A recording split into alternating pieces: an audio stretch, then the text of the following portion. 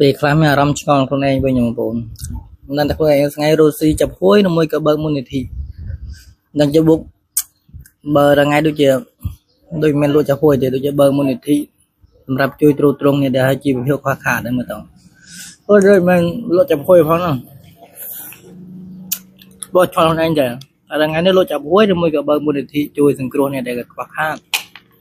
បងប្អូនលក់ចាប់ហួយដូចខ្ញុំអត់បងប្អូនបើខ្ញុំនិយាយបាត់ជាយល់អ្នកដែលលក់ចាប់ហួយខ្ញុំពីបងឆ្លងខ្លួនឯងថ្ងៃបើលក់ចាប់ហួយឬមួយជាបើកជាមូលនិធិដើម្បីជួយខ្វះខាតនេះបើ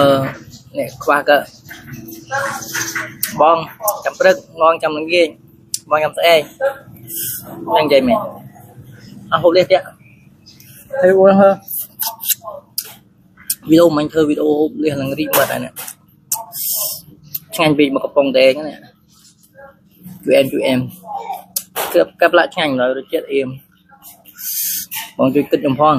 បងប្អូនជួយគិតខ្ញុំផងតើបងប្អូនអ្នកដែលបើកអាជីវកម្មចាប់ហួយដូចខ្ញុំអត់មានអារម្មណ៍ដូចខ្ញុំអត់តើថ្ងៃនេះយើងបើកលក់ចាប់ហួយឬមួយយើងបើកមូលនិធិសម្រាប់ជួយគ្រប់គ្រងអត់នេះបើថ្ងៃយើងខ្វះខាតដេលហ្នឹង